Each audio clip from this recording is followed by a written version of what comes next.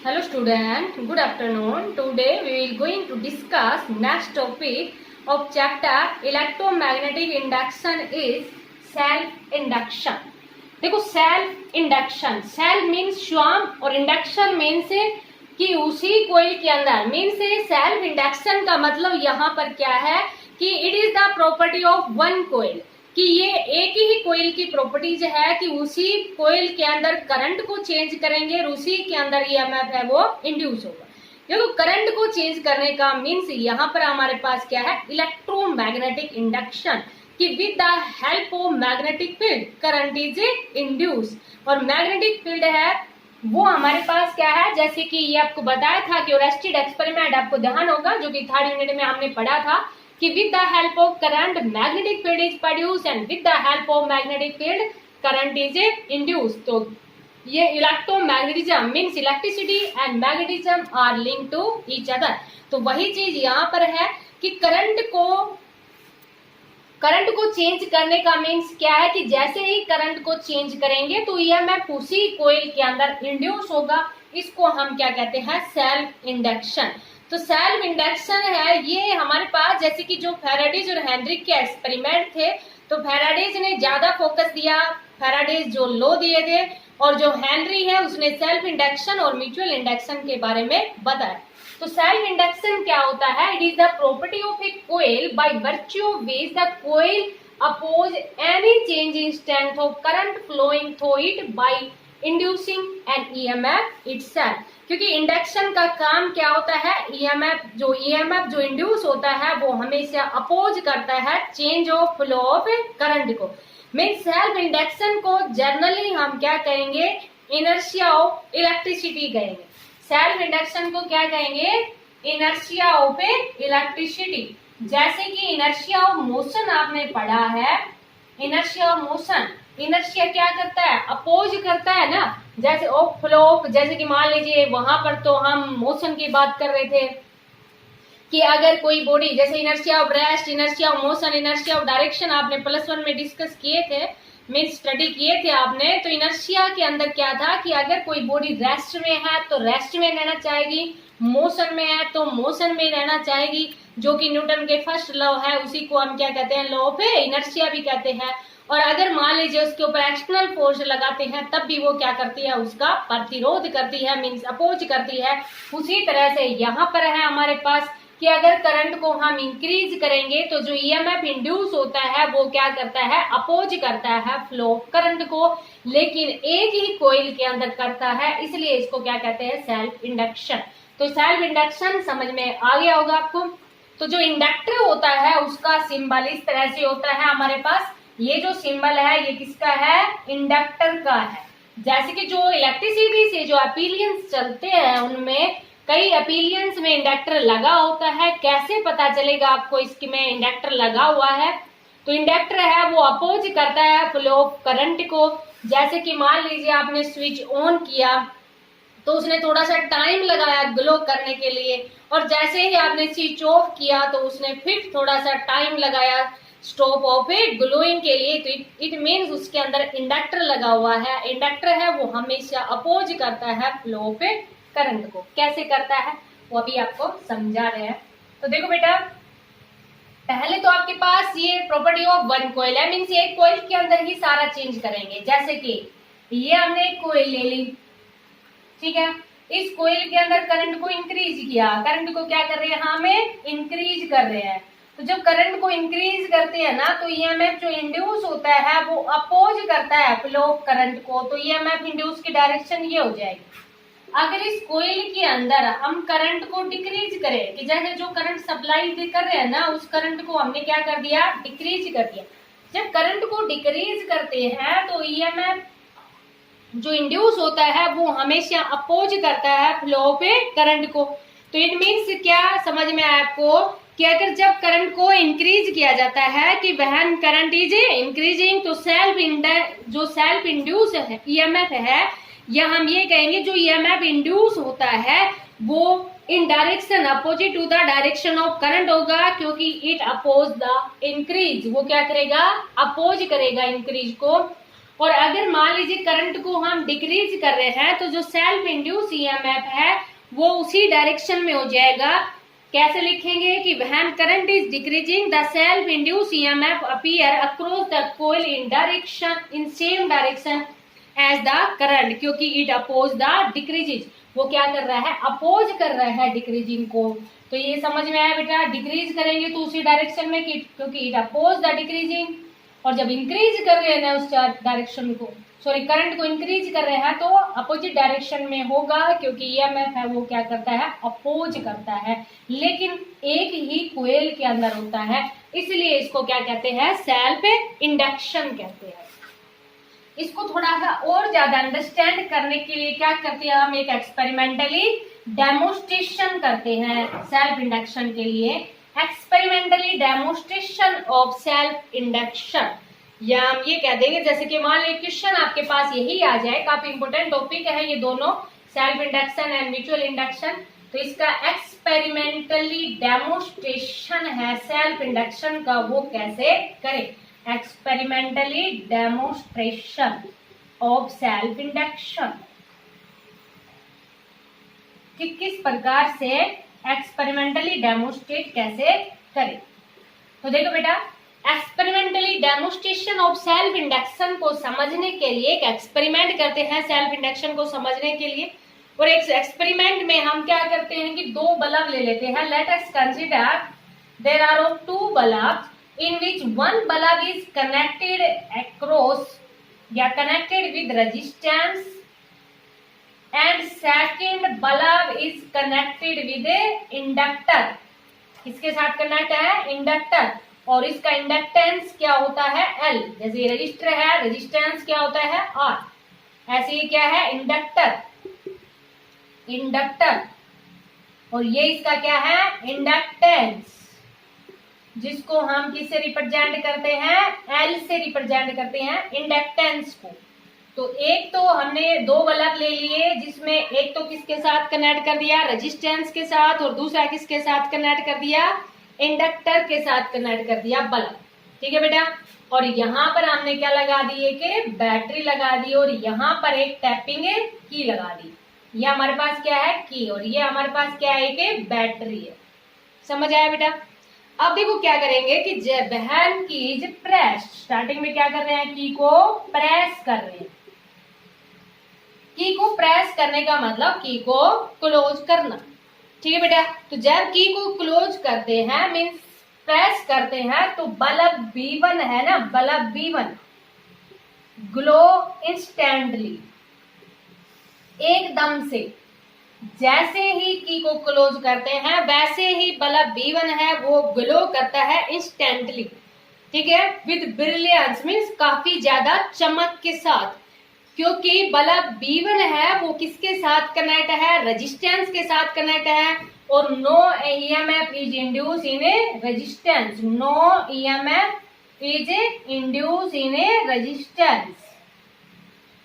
जैसे कि मान लीजिए पूछ लिया जाए कि बल्ब B1 है उसने ग्लो किया इंस्टेंटली, वाई, तो आप क्या कहोगे, क्योंकि bulb B1 is connected to resistance के साथ कनेक्ट है, और no EMF is induce across the resistance, so bulb B1 glow instantly. लेकिन जो बल्ब B2 है वो क्या करेगा, थोड़ा सा टाइम लगाएगा, क्योंकि EMF is induce across means यहाँ पर क्या कहेंगे, bulb B2 takes some time to glow, because EMF is induced across L, EMF is induced across inductor. और ईएमएफ क्या करता है, अपोज करता है फ्लो करंट को, तो ये थोड़ा सा टाइम लगाएगा ग्लो होने में, जबकि रेजिस्टेंस है उसके साथ कोई भी ईएमएफ है वो इंड्यूस नहीं होता, तो इट ग्लो इंस्टेंटली। समझ आया। तो आपने क्या समझा कि जो इंडक्टर है वो अपोज करता है फ्लो करंट को, नहीं तो क्या होना था कि जैसे ही की को क्लोज करते दोनों बल्ब ग्लो इंस्टेंटली उसी टाइम ग्लो कर देने थे। अब क्या होता है कि जैसे कि इस की को इसको और ज्यादा समझने के लिए पहले की को प्रेस किया, अब की को क्या करते हैं, रिलीज करते हैं, मीन्स की को क्या करेंगे, ओपन करेंगे। व्हेन की इज ओपन, की को क्या कर दिया, ओपन कर दिया। तो बल्ब B1 है वो stop glowing at once, bulb B1 stop glowing at once, उसी टाइम वो स्टॉप हो जाएगा ग्लो करने से। मीन्स पहले जो ब्रिलियंस के साथ ग्लो कर रहा था अब वो उसी टाइम में स्टॉप हो जाएगा, जबकि जो ये बल्ब B2 है ये कुछ टाइम लगाएगा स्टॉप ऑफ ग्लोइंग के लिए। But bulb B2 take some time to stop off glowing because it is connected with inductor. देखो दोनों पैरेलल में कनेक्ट है, जैसे कि इसके साथ रेजिस्टेंस है और इसके साथ क्या है, इंडक्टर है ना। जैसे कि करंट का सप्लाई करेंगे तो पैरेलल में है, तो पैरेलल में आपको पता है कि पैरेलल में करंट है वो डिवाइड हो जाता है, इसमें अलग जाएगा, इसमें अलग जाएगा। तो ये जो बल्ब B2 है ना ये take some time to stop glowing, क्योंकि ये इंडक्टर के साथ कनेक्ट है, इंडक्टर अपोज करता है फ्लो ऑफ करंट को। मीन्स जैसे कि इनर्शिया वाला सिस्टम ही है, ये अभी जलना ही चाहेगा, लेकिन कुछ टाइम बाद में क्योंकि की को ओपन कर दिया, मीन्स कोई करंट की सप्लाई नहीं है, तो कुछ टाइम बाद में फिर ये स्टॉप हो जाएगा। लेकिन it take some time to stop glowing और टू ग्लोइंग। समझ आया बेटा? तो इंडक्टर आपको समझ आ गया होगा। इंडक्टर क्या करता है, अपोज करता है फ्लो करंट को। मीन्स जो इंडक्टर के अंदर जो ईएमएफ इंड्यूस होता है वो अपोज करता है फ्लो ऑफ करंट को, लेकिन it is the property of a one coil, एक ही कोयल की बात करते हैं। समझ आया? तो एक्सपेरिमेंटली डेमोन्स्ट्रेशन था। अब अगर मान लीजिए जैसे कि कई बार एक्सपेरिमेंटली डेमोन्स्ट्रेशन के साथ साथ आपसे ये पूछ दिया जाता है कि कोएफिशिएंट ऑफ सेल्फ इंडक्शन के बारे में बताओ। तो देखो यहाँ पर अभी हमने क्या देखा कि जब जैसे कि करंट को इंक्रीज कर रहे थे तो या करंट को डिक्रीज कर रहे हैं तो इसके ऊपर इफेक्ट पड़ रहा था इंड्यूस ईएमएफ के ऊपर। ठीक है बेटा? और according to Faraday's law of electromagnetic induction induce EMF है वो किसके इक्वल था, माइनस d∅dt के इक्वल था। मींस फ्लक्स से रिलेटेड है। तो कोएफिशिएंट ऑफ सेल्फ इंडक्शन को डिफाइन करने के लिए coefficient of self induction, coefficient of self induction, तो कोएफिशिएंट ऑफ सेल्फ इंडक्शन को डिफाइन करने के लिए, इसके कोएफिशिएंट को डिफाइन करने के लिए हम मान लेंगे, क्या मान लेंगे कि let I be the strength of electric current, strength of electric current, और जो आई है वो हम क्या मान लेंगे, मैग्नेटिक फ्लक्स। ये होता ही है magnetic flux links with the coil, links with the turns of coils. समझ आया बेटा?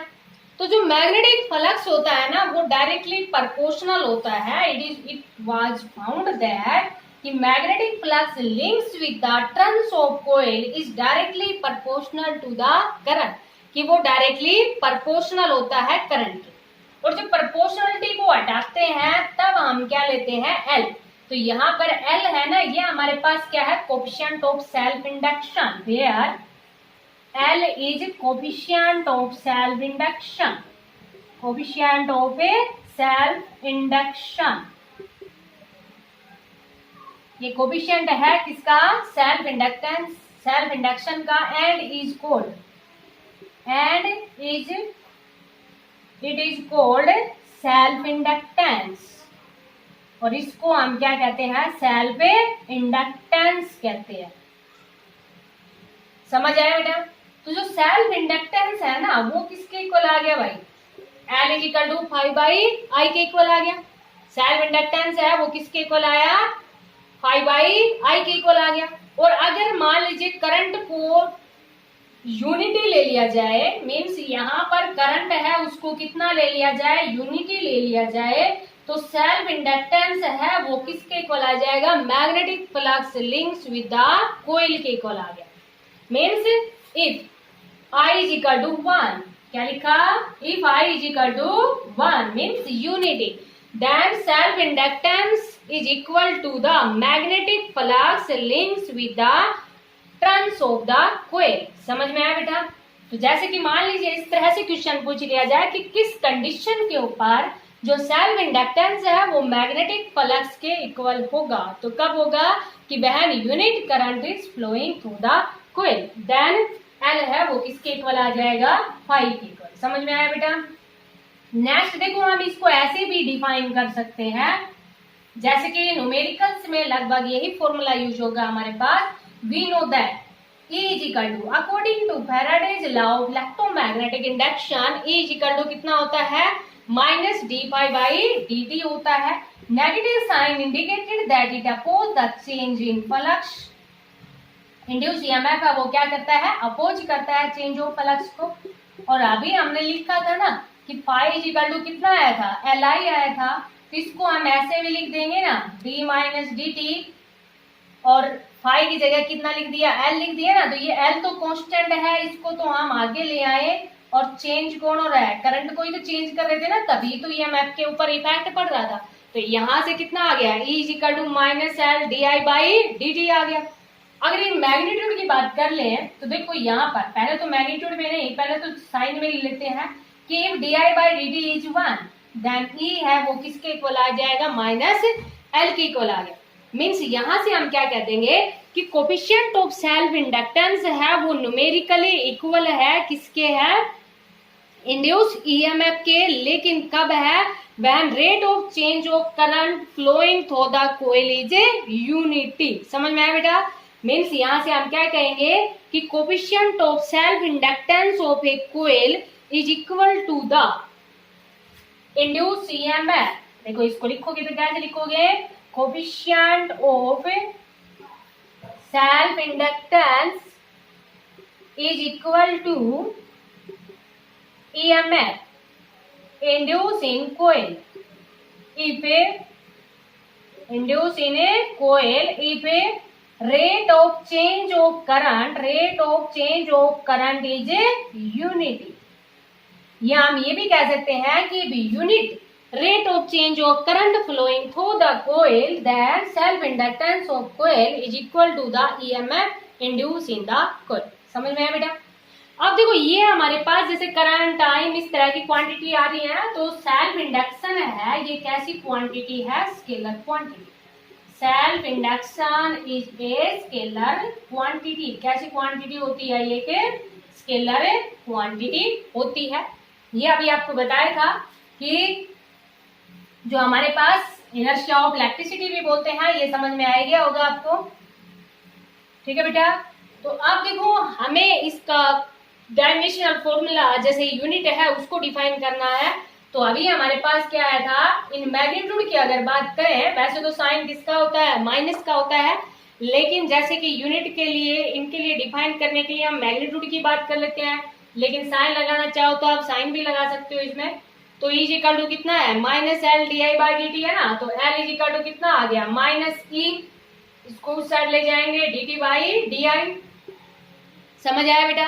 तो L इज इक्वल टू कितना आ जाएगा, minus E D I by D T, पलटेगा तो डी टी ऊपर चला जाएगा, कितना आ जाएगा, D T by D I आ जाएगा।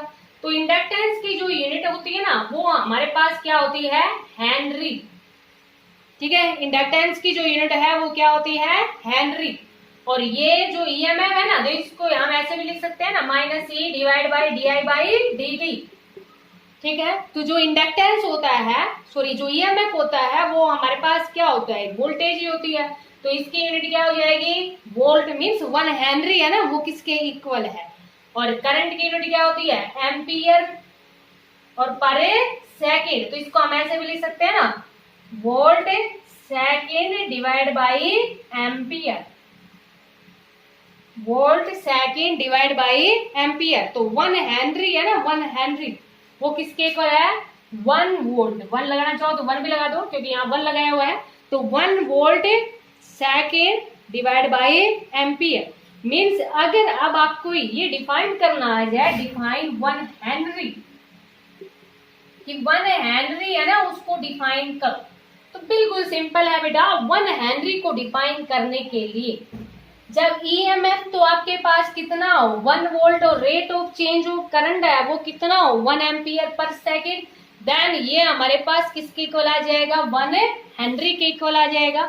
मीन्स इसको देखो हम कैसे लिख देंगे, जैसे कि मान लीजिए जो हमारे पास फॉर्मूला है ना उसी के अकॉर्डिंग लिख देंगे कि when rate of change of current, when rate of change of current is 1 ampere per second, 1 ampere per second producing an EMF या इंड्यूसिंग एन ईएमएफ, इंड्यूसिंग या प्रोड्यूसिंग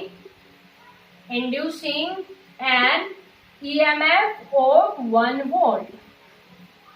देन सेल्फ इंडक्टेंस है उसको क्या कह देंगे 1 हेनरी कह देंगे। Means हम यहाँ से क्या कह देंगे कि वहन करंट चेंज, इस तरह से लिख सकते हैं कि when current change at the rate of, देखो दोनों तरह से लिख सकते हैं, वहन current change at the rate of, एक ही बात है बेटा ध्यान रखना, eight the rate of 1 ampere per second. देखो इसको ऐसे लिखो ए एम्पियर ही, या इसको ऐसे लिखो, एक ही बात है, इसमें कंफ्यूज मत होना कि when current change at the rate of 1 ampere per second inducing an EMF of 1 volt in the coil, then it is said to be 1 henry. तो इसको हम क्या कह देंगे 1 हेनरी कह देंगे। समझ आया बेटा। अब इसके डायमेंशनल फॉर्मूले की बात करते हैं, जैसे कि हमारे पास और भी यूनिट हो सकती है, मिली हेनरी भी हो सकता है, मिली हेनरी, तो मिली के अंदर कितना हो जाएगा 10 की पावर -3, माइक्रो हेनरी भी हो सकता है न्यूमेरिकल में, तो माइक्रो को कन्वर्ट करेंगे तो कितना आ जाएगा 10 की पावर -6 आ जाएगा। ठीक है बेटा। तो देखो जो भी यूनिट साइंटिस्ट के नेम के ऊपर होती है, तो ये शायद आपको पहले भी बताया था कि if the unit is named after a scientist, then अगर आप कंप्लीट उसका लिखना चाहते हो ना नेम, तो स्मॉल लेटर से स्टार्ट करोगे, अगर आप सिंबल देना चाहते हो तो कैपिटल से दोगे। समझ में आया बेटा। तो मिली हेनरी में 10 की पावर -3, माइक्रो में 10 की पावर -6, और कितने भी हो सकते हैं आप जानते हो, नैनो, पिको, टेरा, गीगा, सब आपको बता रखे हैं। समझ में आया बेटा। तो ये है हमारे पास 1 हेनरी। अब हम डायमेंशनल फॉर्मूले की बात करते हैं। तो डायमेंशनल फॉर्मूले के लिए अभी हमारे पास क्या आया था, ये किसके इक्वल था, L = -e/dt था ना। अब देखो आप ये कहोगे कि डायमेंशनल फॉर्मूले हम दोनों से लिख सकते हैं बेटा, फाई = Li से भी लिख सकते हैं, लेकिन हमें पहले फाई का लिखना पड़ेगा, और फाई के लिए B × A, फिर हमें मैग्नेटिक फील्ड का लिखना पड़ेगा, और मैग्नेटिक फील्ड का काफी ज्यादा लंबा चौड़ा है ना, F = QVB, वहां से लिखेंगे काफी ज्यादा लंबा हो जाएगा, जबकि इस फॉर्मूले से लिखेंगे तो बिल्कुल छोटा रहेगा, लेकिन आप दोनों से लिख सकते हो। तो यहाँ से L = कितना है -e/dt है ना। आप देखो बेटा इसको हम ऐसे लिख देंगे ना, e/dt/di लिख देंगे। समझ आया। तो E का मतलब क्या है, यहाँ पर ईएमएफ मींस पोटेंशियल, और पोटेंशियल V = कितना होता है W/Q, और W क्या होता है फोर्स मल्टीप्लाई डिस्प्लेसमेंट, और Q = I × T। समझ आया बेटा। तो M1 L2 T-3 A-1, तो ये इसका क्या आ गया डायमेंशनल फॉर्मूला। ठीक है बेटा। तो L = इसकी जगह तो ये पूरा पुट कर देंगे M1 L2 T-3 A-1, और साथ में क्या है, यहाँ पर साथ में क्या है टाइम ही था ना, ये ऊपर जाएगा तो, और नीचे क्या है हमारे पास है I, और करंट के लिए एम्पियर। समझ आया बेटा। तो इसका डायमेंशनल फॉर्मूला क्या हो जाएगा, M1 L2 T-3 और T1 है ना, तो ये कितना हो जाएगा T-2 और A-2, तो ये इसका डायमेंशनल फॉर्मूला आ गया। डायमेंशनल फॉर्मूला क्या आ गया, M1 L2 T-2 और A-2, तो ये इसका क्या है डायमेंशनल फॉर्मूला। तो समझ में आया बेटा। तो देखो इसमें न्यूमेरिकल है ना, वो आपके पास किस तरह से बनते हैं, जैसे कि ईएमएफ दे दिया जाए, फर्स्ट करंट इतना था, उसके बाद में करंट इतना हो गया, तो आप क्या निकालते हो, rate of change of current निकालते हैं। मीन्स टाइम दिया होता है आपके पास, तो फाइनल माइनस इनिशियल जो भी हमारे पास करंट है वो DI निकाल लेते हैं। तो समझ में आ गया होगा आपको। तो ये था हमारे पास सेल्फ इंडक्शन। अब self inductance of a long solenoid, इसकी हम बात करते हैं। जैसे कि मान लीजिए कुछ और ना पूछ के आपसे क्या पूछ लिया जाता है, self inductance of a long solenoid. बहुत ही सिंपल सा है कि लॉन्ग सोलेनोइड है ना, उसका हम सेल्फ इंडक्टेंस की बात करते हैं। तो सेल्फ इंडक्टेंस क्या है, एल। लॉन्ग सोलेनोइड की बात करते हैं तो अभी हमने देखा कि फाई इक्वल टू कितना आया था, एल आई आया था, और फाई इक्वल टू कितना होता है, बी इंटू ए होता है। तो बिल्कुल सिंपल सा है। तो इसमें हम मान लेंगे पहले तो कि कोई भी एक लॉन्ग सोलेनोइड मान ली, जैसे कि लॉन्ग सोलेनोइड हमने माननी थी ना, सोलेनोइड हम मानना करते थे। तो एक सोलेनोइड की जो लेंथ है, कोई भी जो सोलेनोइड होती थी, तो सोलेनोइड की जो लेंथ है ना वो very large as compare to its breadth, इस तरह से मानते थे ना, ऐसे एक सोलेनोइड मानते थे। तो जिसके अंदर हम मान लेंगे इसी तरह से एक लॉन्ग सोलेनोइड ले ली जिसकी लेंथ है वो वेरी लार्ज है as compare to its breadth, या as compare to its area, या as compare to its radius, इस तरह से हम मान सकते हैं। तो जिसमें मैग्नेटिक फील्ड है वो कितना ले लें, बी ले लें। तो मैग्नेटिक फील्ड की जो वैल्यू हमने निकाली थी ना सोलेनोइड के द्वारा, we know that magnetic field links with the solenoid कितना आया था, बी जी का to mu naught N I आया था। एक पर्टिकुलर एंड के ऊपर बात करें तो हाफ था इसका, लेकिन अगर हम इंटीरियर ऑफ सोलेनोइड की बात करते हैं ना, या at any point inside the solenoid की बात करते हैं तो मैग्नेटिक फील्ड की वैल्यू कितनी थी, बी जी का to mu naught N I, where N हमारे पास क्या था, number of turns per net length of the solenoid. तो इसको हम ऐसे लिख देंगे ना, mu naught N by L into I. तो बी की वैल्यू कितनी आ जाएगी, mu naught N by L into I R. यहाँ पर आप ये जानते हैं म्यू नॉट हमारे पास क्या था, absolute magnetic permeability of A free space, जानते हैं ना ये क्या था, absolute magnetic permeability, magnetic permeability of free space, permeability of A free space या ऑफ एयर, कैसे भी लिख सकते हैं इसको। समझ आया बेटा। अब देखो सेल्फ इंडक्टेंस अभी हमने देखा था कि फाई इज इक्वल टू कितना था, एल आई मा था। तो हम मान लेंगे कि एन है ना वो हमारे पास क्या है, total turns in the solenoid है। Let N be the total turns in the solenoid, total turns in the solenoid.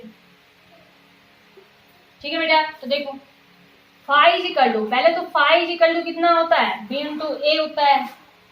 अब यहाँ पर ये तो मैग्नेटिक फील्ड था, वो links with turns of the solenoid था, लेकिन जो टोटल मैग्नेटिक फील्ड है with N turns of the solenoid, तो with N turns of the solenoid के लिए पहले आप मैग्नेटिक फ्लक्स निकालो जैसे आपकी इच्छा। मैग्नेटिक फ्लक्स निकाला तो B into A mu naught N by L into I into A, समझ आया। ठीक है बेटा। अब देखो ये फाई इक्वल टू कितना है, बी इंटू ए है ना। अब एंट्रेंस की बात करते हैं, magnetic flux links with N turns of solenoid. तो एंट्रेंस ऑफ सोलेनोइड के अंदर क्या लिख देंगे, N I A by L into L, समझ आया। फाई इक्वल टू कितना आ जाएगा, mu not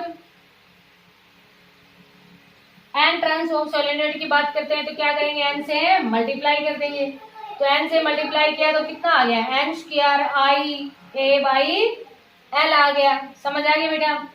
mu naught N आई था ना, तो ये कितना आ गया, mu naught N square I A by L आ गया एंट्रेंस ऑफ द सोलेनोइड के अंदर।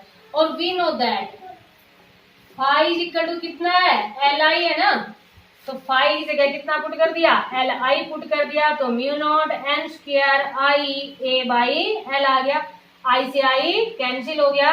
तो सेल्फ इंडक्टेंस ऑफ सोलेनोइड जो कि हम डायरेक्ट यूज करेंगे न्यूमेरिकल में, या हमारे पास आगे भी एक दो टॉपिक आएंगे जिसमें हम डायरेक्ट यूज करेंगे self inductance of a solenoid. तो सेल्फ इंडक्टेंस ऑफ सोलेनोइड है वो हमारे पास किसके इक्वल आ गया, L is equal to mu naught, देखा बेटा फाई की जगह हमने कितना पुट कर लिया था, एल आई पुट कर लिया था ना। यहाँ पर हमारे पास कितना था, नीचे एल था, लेकिन सेल्फ इंडक्टेंस यहाँ ये ध्यान रखना बेटा, ये जो एल है ना ये number of turns per net length of solenoid था, ये इंडक्टेंस है। इसको थोड़ा सा कंफ्यूज मत हो जाना, इसको स्मॉल एन से रिप्रेजेंट करते हैं, ठीक है। नहीं तो आपके पास ये लगेगा ये उधर एल चला जाए, तो ध्यान रखना बेटा।